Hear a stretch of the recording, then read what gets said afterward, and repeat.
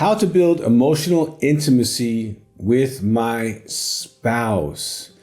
That's our topic today. If you've yet to subscribe to our channel, please hit the button subscribe. We have hundreds of videos to help you in your marriage, your relationships, recovery, all kinds of stuff. So do that. If you have a question, put it in the box. We'll get to it as soon as possible. How to develop intimacy with your spouse. That's a great question. I've heard it thousands of times. I've been in conferences in my counseling center, and they're like, we're just not connected. I feel married and alone. I don't know what to do. We love each other, but we're just not close at all. Well, that intimacy and that closeness you're wanting is actually a result of a set of disciplines. Let me take you back in time for a moment when you were dating.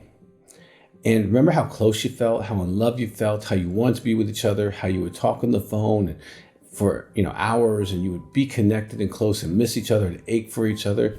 All of those feelings you were having were results of a set of disciplines you were engaging, but you were unaware that you were engaging disciplines. Kind of like, the people who play sports don't realize that they're actually getting in shape.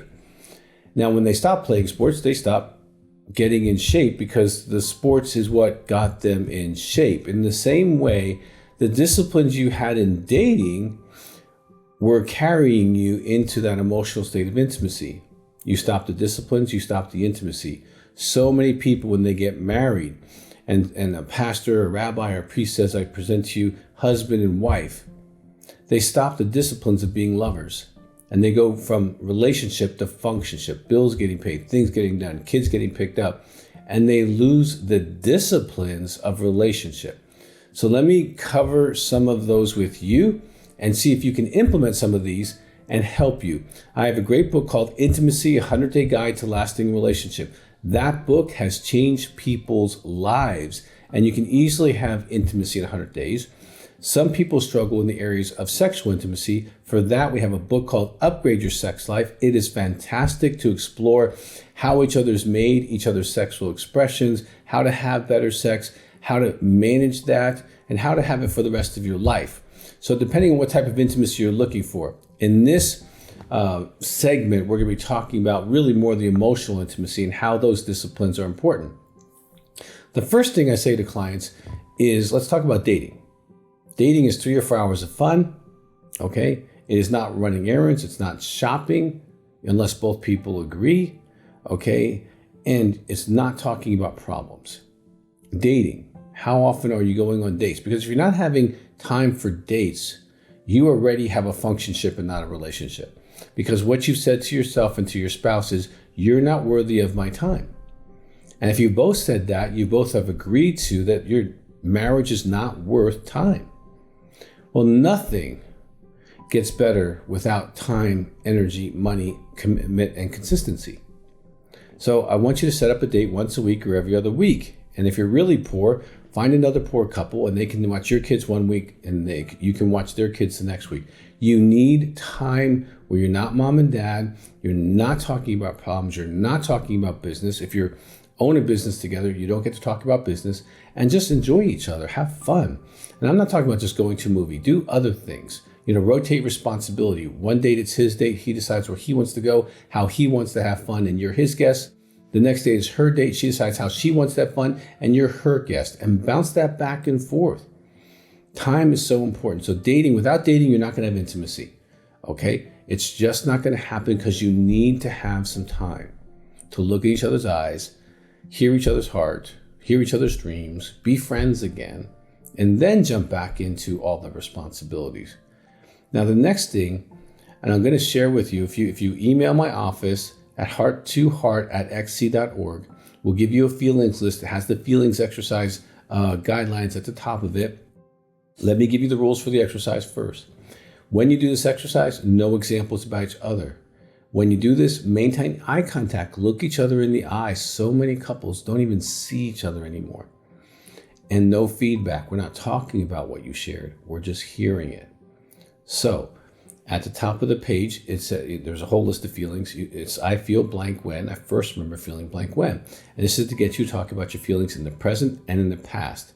After 90 days of doing this, you can just do 2 feelings from your day. But in Western culture, there's no training for emotions. So the first 90 days is about training you to be able to have intimacy by being able to identify and communicate your feelings. If you're really kind of stuck in the emotional area, I recommend the book Emotional Fitness. It is the most powerful book to help accelerate your emotional development within 60 days if you do the work. Now in this, with the couples, what you do is you randomly pick a feeling. Say he says content. And then you pick a feeling, maybe yours is calm. He would say something from the present. I feel content when there's nobody in the house. I first remember feeling content when, me and my dad would go for rides in his truck. I was maybe 9, okay? You would share yours, calm. I feel calm when?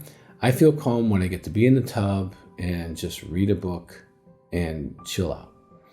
I first remember feeling calm with grandma. She would just let me lay on her lap and she would stroke my hair and she would talk about whatever was going on. But I just felt so calm and safe with her on her lap when she was combing my hair. Great. And that's it. And you do 2 of these a day. He does 2 separate feelings. You do 2 separate feelings. And you begin to share emotions, which is the basis of intimacy. And honestly, Western people do not have this basic skill. The next thing you want to do is share 2 praises. Praise each other.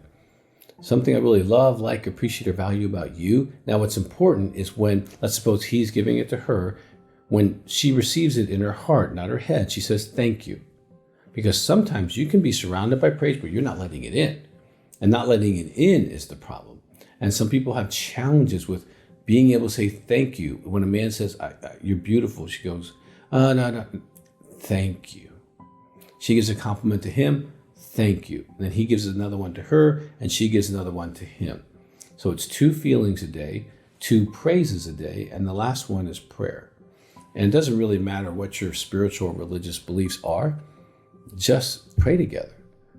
God, whoever you are, thank you for this day. Thank you for this lovely spouse, and help us to walk in a way that's loving towards each other. It doesn't really matter what you pray, just pray.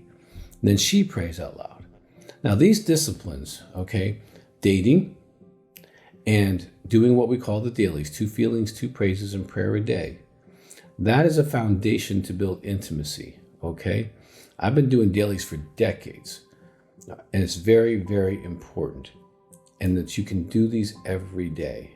My wife Joni and I do them every day, and we have since we've been married, and it's a joy to do them every day. We hang out in the pool and we do our feelings and we pray together and all that. It's a beautiful thing. So I want you to be encouraged that you can have intimacy, but intimacy is a result. If you don't have the disciplines, it's not going to magically happen. You can't be too busy for your marriage and expect your marriage to bring nutrition to you.